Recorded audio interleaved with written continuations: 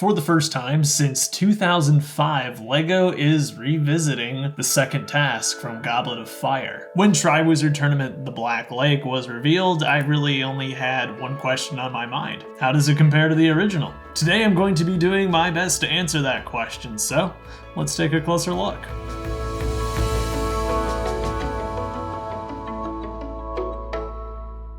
Set 76420, Triwizard Tournament The Black Lake was sent to me early by the LEGO Group to review, but you can pick yours up starting on March 1st when it will be available at retailers and at lego.com. The other set here is from 2005, and that's 4762 Rescue from the Merpeople. It's a weird little Easter egg, but the two set numbers somehow managed to share almost the same exact digits, 4762 and 76420. I have to believe that was intentional. Like I said before, Rescue from the Merpeople was launched in 2005 to coincide with the release of the Goblet of Fire movie. It was released alongside 3 other Goblet of Fire sets, all of which are really interesting and I'll have to review on this channel at some point. This thing has 175 pieces altogether, retailed for $20 here in the US. You're looking at an inflation-adjusted price of about $30. Though if you want a new copy of the set, it's going to cost you probably at least $250, and even a used one is around $120. On the other hand, set number 76420, Triwizard Tournament The Black Lake, is going to be released on March 1st here in 2023. It's retailing for $45 here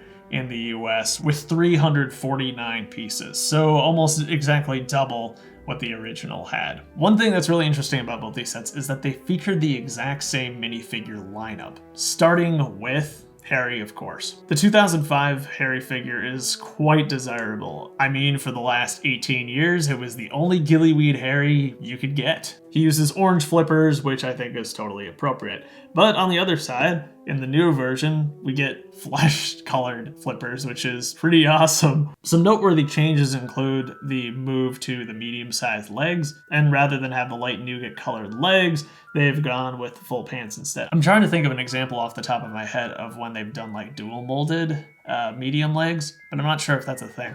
That would have been the perfect solution here. In the old one, we get a little too much leg, and in the new one, we don't get enough leg. This version of the figure differs from the old one in that both face prints, front and back, have gillyweed on his cheeks. He just has a different facial expression. Considering how rare gillyweed Harrys are, I'd rather get multiple expressions than have a regular Harry that we've already seen before. Next up is going to be Ron. For some reason, Ron and Hermione in the 2005 through 2007 sets just had the weirdest design for their faces. It was kind of in that era of hyper-realism for LEGO, but I'm very glad to get newer versions. Both are done much better in the 2023 version. Both Ron and Hermione feature a Hogwarts robe that has appeared in many other sets. Nothing new there, but I think it's perfect for this scene. Crumb was another really desirable 2005 minifigure with, of course, his specialized shark head. Honestly, for the time, it was a perfect minifigure, but all these years later, LEGO has improved on it significantly. Again, Crumb suffers from the same problem that Harry did, that he really could have used some dual molded legs, but instead we get pants, whereas the old one gave us too much leg. Not enough leg in this one. Undeniably, the shark deal is fantastic. It's definitely more cartoony, as pretty much has been the case for this entire reboot of Harry Potter. Of course, the highlight is that crazy alternate face print, which is just a gaping mouth, but you can transform both Crumbs into the normal version of themselves, which I think is great too. In both sets, the 2005 and the 2023 came with that alternate hairpiece. Last but certainly not least of the bunch is going to be our Merperson. Honestly, I really love both of these, and they both have their merits. There's something very intimidating about the older 2005 one, the sleeker, narrower design, the darker colors. Again, minifigure design was less cartoony back in 2005, so you get something a little more terrifying. I love the weapon here. Bear in mind, there was no trident mold back in this time. Atlantis is what gave us that trident mold originally. And so they made use of this weapon that I'm most familiar with coming from Knight's Kingdom. But here it's done in that light blue color. It's really, really cool. And the hairpiece is Dumbledore's hairpiece done in dark red.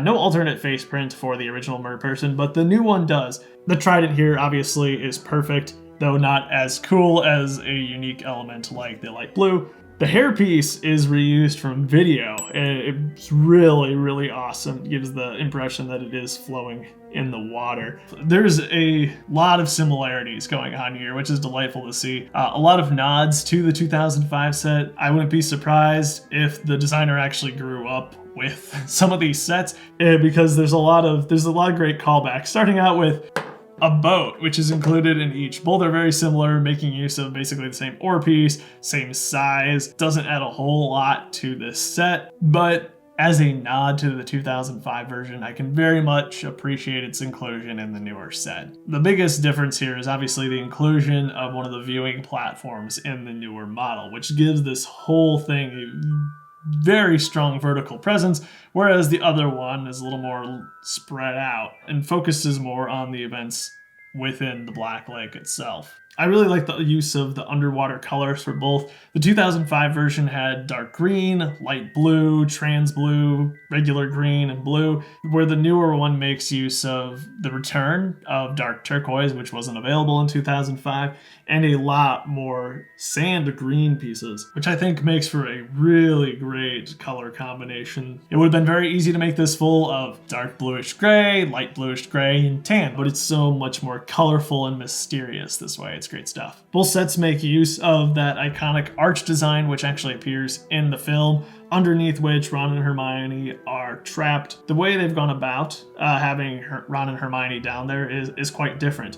In the new model, they're actually chained down to the lake floor, which is quite interesting. And I love what they've done using this rubber piece to actually give them the ability to bob up and down in the water a little bit. They're merely connected by the anti-studs on the back of their medium legs, so they're easy to remove and take up with you to the surface. The 2005 version is very different, and it's actually got a play feature associated with it, which I love. So both are fastened down by studs to the bottom of this platform, but you can forcefully eject them out of the water by pressing down on an actuator behind them.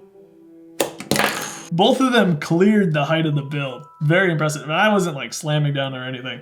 It's a really fun dynamic feature, which is just great stuff. Doesn't take a lot of parts. Like I said, this whole set is 175 parts, and it's not even a lot of Technic. It's mostly just system parts. You don't get anything like that in the new one. That's kind of been the overarching theme of the entire Harry Potter reboot. If you want action-filled, magical fun, you're gonna have to look back a few years. If you want movie accuracy and beautiful details, it's a good time to be alive. And speaking of the magic, there definitely is a lot more magic. Not like Expelliarmus magic, but just build magic. Look at all the sea creatures and weird parts that are happening in the 2005 model. We have a red underwater scorpion. We have a yellow crab, which also did appear in the new model, which is a great callback. But we also get an octopus and this beautiful jellyfish, which makes use of a trans light blue chef's hat.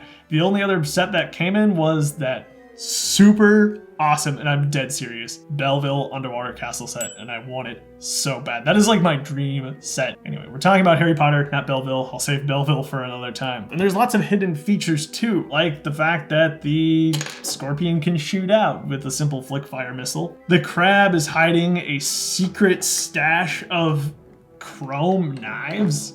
That's pretty epic. Just fun little things like that don't really have anything to do with the scene, but is great fun for playing out your own adventure in this world. In terms of rare parts, I mean, they're all over here. The scorpion in red only came in 3 other sets. Like I mentioned, the jellyfish is very uncommon. There's a 2x8 dark blue brick in this set, which is exclusive to this set, go figure. Of course, that dark green doorway is exclusive, but other things too, like this green arch never came in another set. 1x1x5 bricks in dark green, which only ever came in one other set. Jungle Cutter from Indiana Jones' Kingdom of the Crystal Skull. The trident piece from the Merperson. The new one isn't without its surprises, but it just doesn't quite live up to the same level as its smaller counterpart. The biggest and bestest surprise, though, and the one you've probably been waiting for me to talk about, is the inclusion of a Grindylow. Grindylows play a pretty important part in this scene in the film, and so it makes sense to include at least one here. Would have made it sense to include like 3.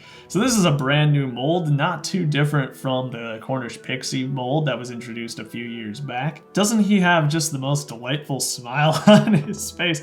This is what I mean about the cartoonization of Lego Harry Potter. These things were nightmare fuel in the movie, but he's happy to eat you, and that's it's just different. There's nothing necessarily wrong with it. It's just different. The secrets that this set holds is that behind it, in the back of the arches here, there is a single gold cup treasure, and on the other side there's a jumper too. I suppose you could hide the Grindylow there. And up on top of the viewing platform, there is a ladder up there. But there's also some interior with some nice warm beverages to keep our contestants alive after they resurface. There's also a small green vial here, which I took to be a container holding the gillyweed. Even if it doesn't have the same magic and playability of the old one, you cannot deny that it is a very beautifully designed model. There's some great architectural details in both the top and the bottom. I love the use of ingot pieces in sand green to provide some extra detail.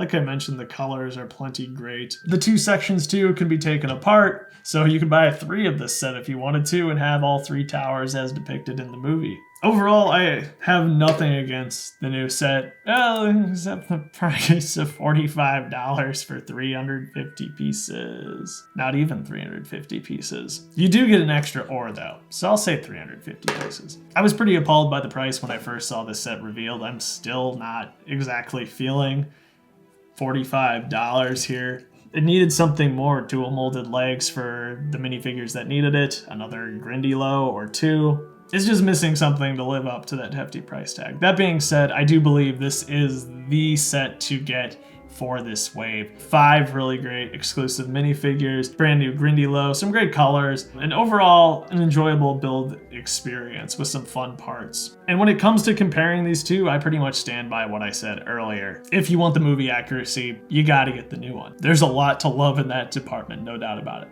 If you're looking for weird pieces, a fun time, it's the old one, though it's gonna cost you dearly to find this one. These 2 sets are probably 2 of my favorite Lego Harry Potter sets ever released. They're so unique compared to, the endless sea of Hogwarts expansions and other locations that we've seen so many times. There's color and life in these. It's a really interesting and unique scene in the film, and they've captured it in both sets very, very well, I think. It was really fun to put these side by side. You can see where Lego's priorities are now.